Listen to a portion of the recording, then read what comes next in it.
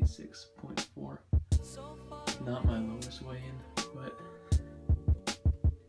it's something. And as you can see, you saw the body fat. It was around like 12.6. So, realistic. We're 4 weeks out today. So, yeah. Alright, so I'm gonna shower, eat some breakfast, and head to the gym to get a push day in. Anyway, I'll check in with you guys when I eat breakfast.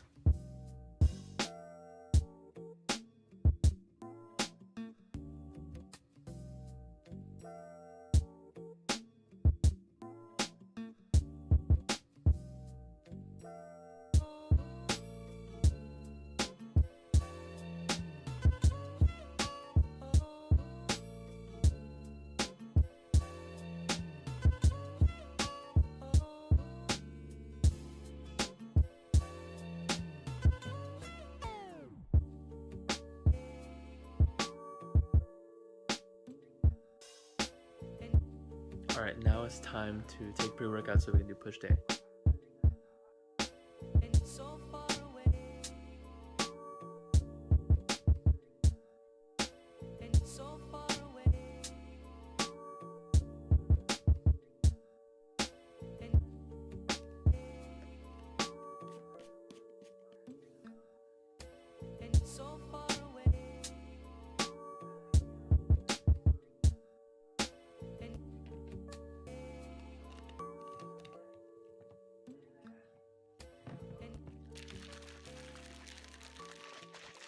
Let's go.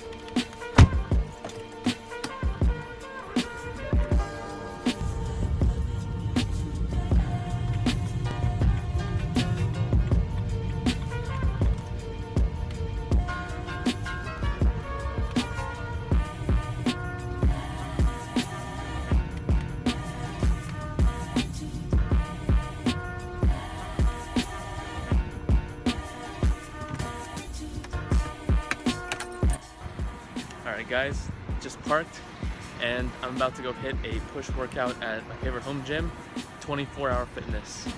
We're gonna do flat bench press, incline dumbbell press, ISO hammer strength decline press, lots of other chest exercises, barbell row, and pull-ups. And I think some chest dips and other stuff. Anyway, you'll see it. Bye. So before I start lifting, I like to make sure I get at least 10 to 15 minutes of cardio in. This not only ensures that I warm myself up, but it also gets my mind right for the exercises I'm going to do. Like I usually fantasize about what I'm going to do, how I'm going to do it, how successful I'm going to be, and how good my pump's going to be. And I actually get some energy expenditure in the process, so that's what I like to. Alright, cardio done. Let's go warm up.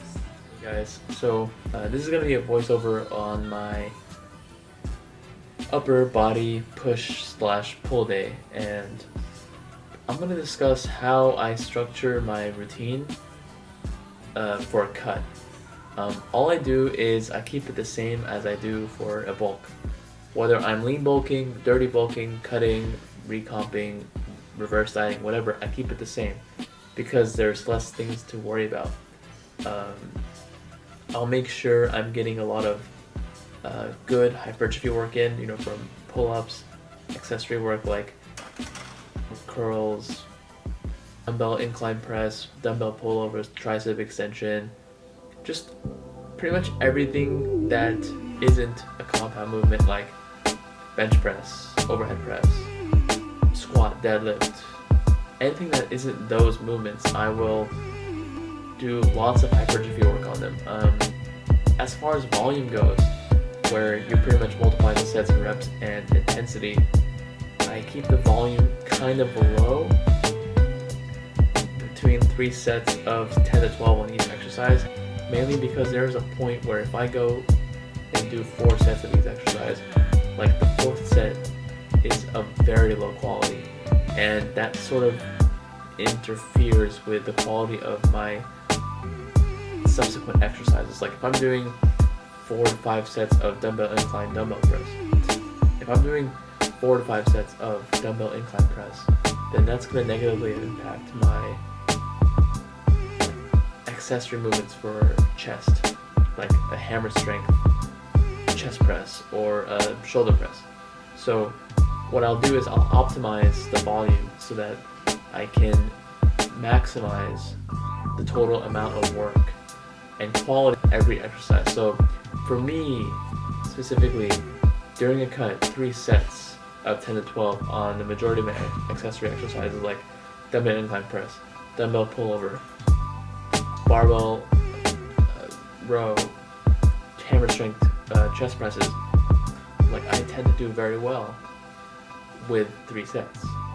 I feel a crazy pump after the 3rd set, and if I do a 4th set, like I could probably pull it off, but it's just going to negatively impact my other sets of other exercises. So like if you could do 4 to 5 sets of 10 to 12 reps on bench press, then and you could only get maybe 1 to 2 quality sets on dumbbell incline press, then you're gonna lose out on 1 to 2 sets for multiple workouts in a week. So that's like, let's say you work chest 3 times a week and you only were able to hit 2 quality sets for every session. That's 6 quality sets. Compare that to 3 quality sets in a workout. That's 9 sets if you multiply that by 3 workouts a week. So that's, you're losing 3 sets of chest in a week from one exercise. So if you add that up for other exercises, you're losing out a lot. So it's, trying to optimize your volume while you're on a cut is crucial, So there's 1 or 2 things you can do. 1, find your favorite chest exercises that you know are going to target your weak points. Hit those exercises with quality reps. Like make sure that those reps will tear that muscle or that target muscle apart. You want to make sure that you're getting the most out of your workouts. Because if you're just doing a lot of sets and you're not concentrating on the muscle you care about, you're pretty much wasting time. But I already know you know this stuff. It's just that idea that quality over quantity. But there has to be enough quantity so that that quality can really show on your physique, Like, definitely seeing it, especially right now since I'm like 4 weeks out.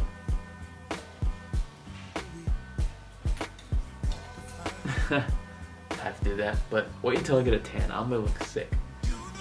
This exercise in particular, the knee lat pull down, I just called it that because I didn't know what else to call it. Since I'm pretty much on the ground, on my knees, doing lat pull downs, and this forces me to use my entire back. Let me just show you. Back, and it gets my rear delt. As you can see, I love how the camera's focusing on my rear delt. So the idea is I'm working my rear delt, my upper lat, my teres major, and a little bit of bicep. But the main idea is I'm getting such a long range of motion that I'm able to get the most out of every rep. And it's definitely transformed my back over the last maybe 7 months since doing it. So you should try it too. I wish you guys could have some of this post-workout Quest bar. It's not really a Quest bar, but it's a Kirkland protein bar.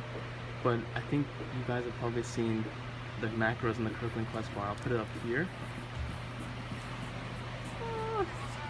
It's like 21 grams of protein, whatever carb. Basically a Quest bar.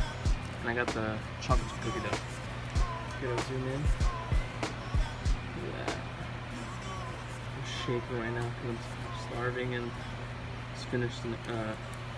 I just finished my last chest movement. So yeah, I'm gonna eat this. Anyway,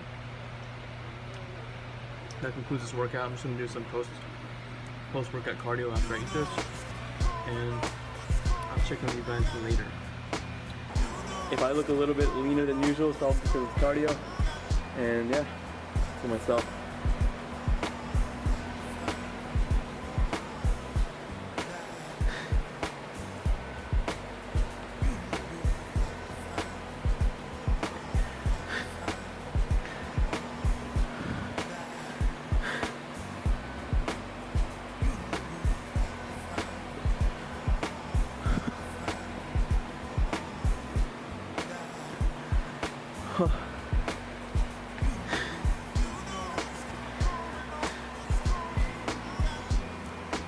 Getting pretty lean, guys.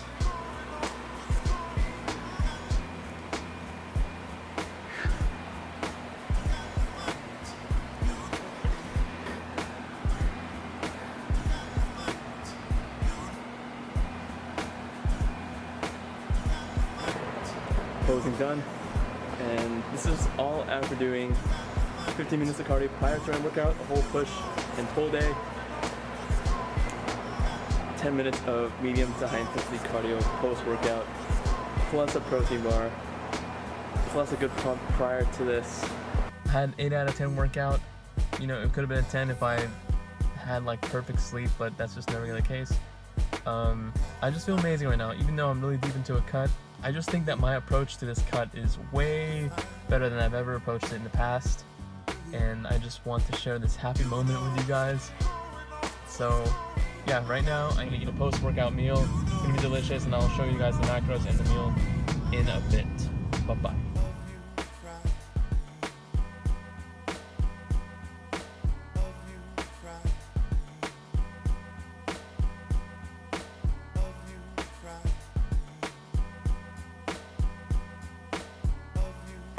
Alright guys, so I hope you guys enjoyed this video. I hope you guys enjoyed the meal and everything. It tasted amazing.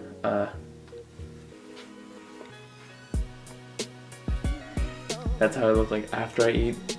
I know it's crazy, like I don't get a bloat when I eat food. I just look better. I look like I'm full, you know? Like, I just feel like I've gotten this figured out, you know?